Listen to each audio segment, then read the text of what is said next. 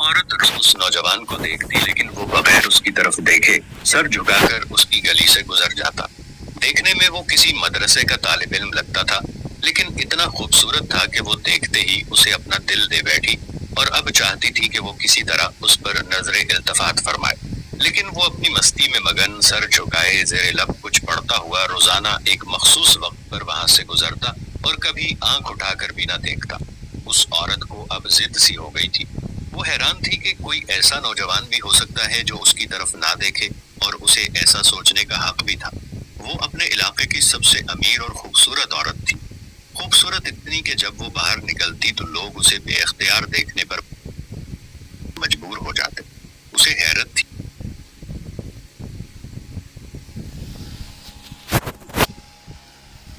بدکار عورت، دیکھیں ویڈیو۔ کہ جس کی خوبصورتی کو دیکھنے کے لیے لوگ ترستے ہیں، وہ خود کسی کو پسند کرے اور وہ مائل نہ ہو، اس کی طرف دیکھنا گوارا نہ کرے۔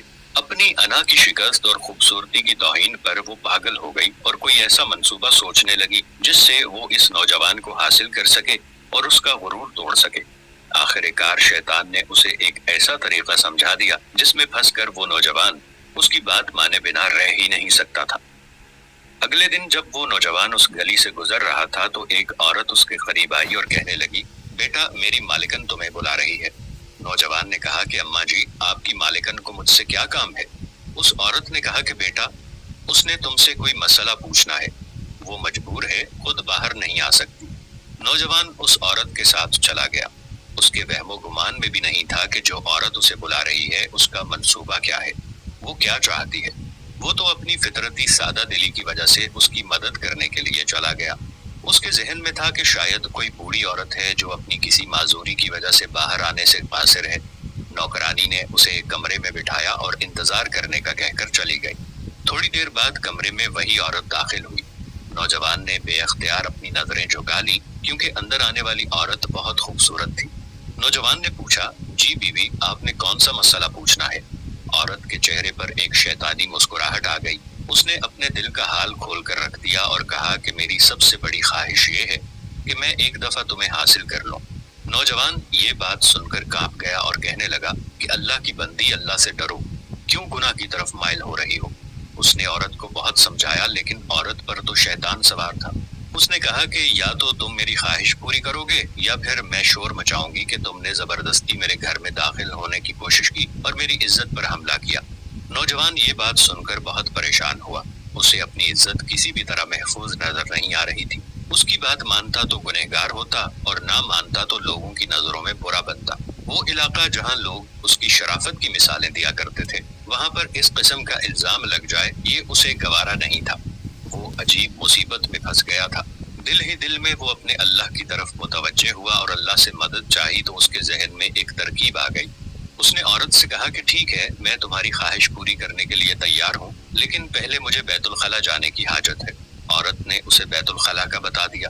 اس نوجوان نے اندر جا کر ڈھیر ساری غلاظت اپنے جسم پر مل لی اور باہر آ گیا۔ عورت اسے دیکھتے ہی چلا اٹھی کہ یہ تم نے کیا کیا ظالم؟ مجھ جیسی نفیس طبیعت والی کے سامنے اتنی گندی حالت میں آ گئے، دفع ہو جاؤ، نکل جاؤ میرے گھر سے۔ نوجوان فوراً اس کے گھر سے نکل گیا اور قریب ہی ایک نہر پر اپنے آپ کو اور اپنے کپڑوں کو اچھی طرح پاک کیا اور اللہ کا شکر ادا کرتا ہوا واپس مدرسے چلا گیا۔ نماز کے بعد جب وہ سبق میں بیٹھا تو تھوڑی دیر بعد استاد نے کہا کہ آج تو بہت پیاری خوشبو آ رہی ہے، کس طالب علم نے خوشبو لگائی ہے؟ وہ نوجوان سمجھ گیا کہ اس کے جسم سے ابھی بدبو نہیں گئی اور استاد جی طنز کر رہے ہیں۔ وہ اپنے آپ میں سمٹ گیا اور اس کی آنکھوں میں آنسو آ گئے۔ تھوڑی دیر بعد استاد جی نے پھر پوچھا کہ یہ خوشبو کس نے لگائی ہے، لیکن وہ خاموش رہا۔ آخر استاد نے سب کو ایک ایک کر کے بلایا اور خوشبو سونگھنے لگا۔ اس نوجوان کی باری آئی تو وہ بھی سر جھکا کر استاد کے سامنے کھڑا ہو گیا۔ استاد نے اس کے کپڑوں کو سونگھا تو وہ خوشبو اس کے کپڑوں سے آ رہی تھی۔ استاد نے کہا کہ تم بتا کیوں نہیں رہے تھے کہ یہ خوشبو تم نے لگائی ہے؟ نوجوان رو پڑا اور کہنے لگا کہ استاد جی، اب اور شرمندہ نہ کریں، مجھے پتا ہے میرے کپڑوں سے بدبو آ رہی ہے، لیکن میں مجبور تھا۔ اور اس نے سارا واقعہ استاد کو سنایا۔ استاد نے کہا کہ میں تمہارا مذاق نہیں اڑا رہا تھا، خدا کی قسم تمہارے کپڑوں سے واقعی ایسی خوشبو آ رہی ہے جو میں نے آج سے پہلے کبھی نہیں سونگھی۔